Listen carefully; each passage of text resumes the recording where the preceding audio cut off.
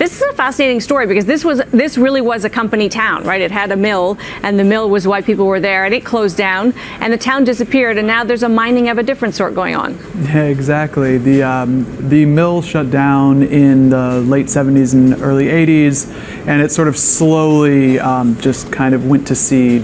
There were a handful of people who hung out in the town, and there is a big dam there, which creates a lot of electricity that's not connected to the grid. So any business that could find out a way to connect to that energy would probably get a pretty good deal on it.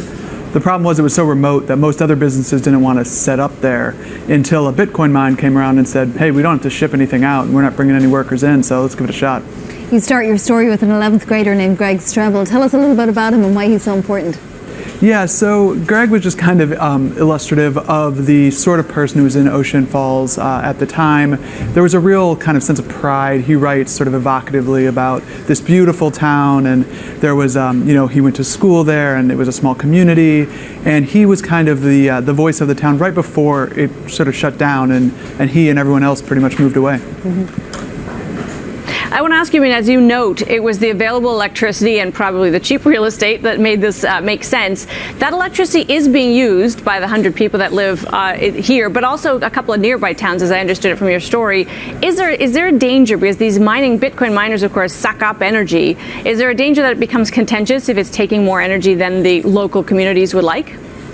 Yeah, I think that is an interesting question long term. At this point, the amount of energy that this particular dam makes just so far exceeds the local demand that it hasn't come up yet. Although we have seen the power utility is severely limiting the amount of power they're giving to the Bitcoin mine, at least at first, saying, let's see how this goes. If everything seems to be going okay, we're willing to sort of sell you more and more. But they're giving the mine far less than it would hope to be getting in the near future. Has it brought jobs to this little town? So there actually were a handful of jobs that were brought during construction, not on any sort of real scale, except in comparison to the rest of the economy, which is pretty small in this town. So like the local inn did very well over the couple of months right before the mine launched.